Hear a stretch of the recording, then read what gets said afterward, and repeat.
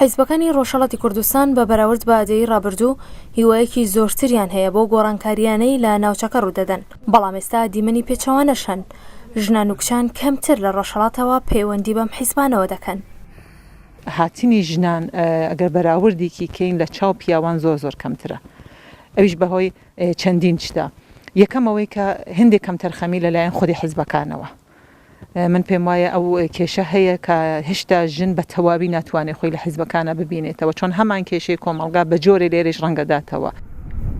وەک پێشمەرگە و بەرپرسانی نێو ئەو حیزبانە باسی دەکەن، بوونی پێشمەرگەی کچ و ژن زیاتر لە کەلێنێک بۆ ئەوان پڕدەکاتەوە.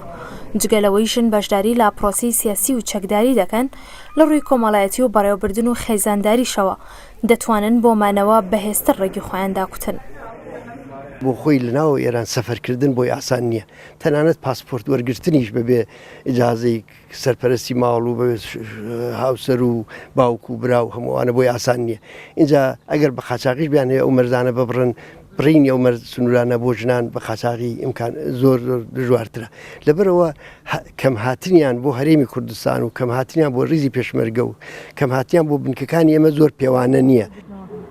مێژووی هەریەکێک لەو حیزبانە دەڵێ تەنانەت لە ڕوبەڕووبوونەوەی چەکداریشدا بەشداریان هەبووە و خاوەنی بەشێک لەو وێنانەشن کە لە ئەلبومی قوربانیەکاندا هەڵیان گرتووە.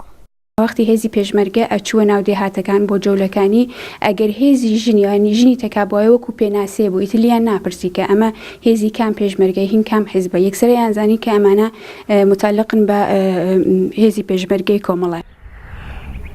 ئەو کۆتوبەندانەی لەسەر ژنانی ڕۆژهەڵاتی کوردستان دروست بووە، وای لێکردوون هۆکارێکی دیکە بدۆزنەوە بۆ ئەوەی بێنە باشووری کوردستان و لە نێو پارتەکانی ڕۆژهەڵاتی کوردستان خەباتی چەکداری بکەن، چونکە ئێستا لە جاران کەمتر ژنان لە نێو پارتەکاندا دەبینرێن. ڕۆژانە بووبەکر ڕوودا و گوندی زرگوێز سەر بە قەزای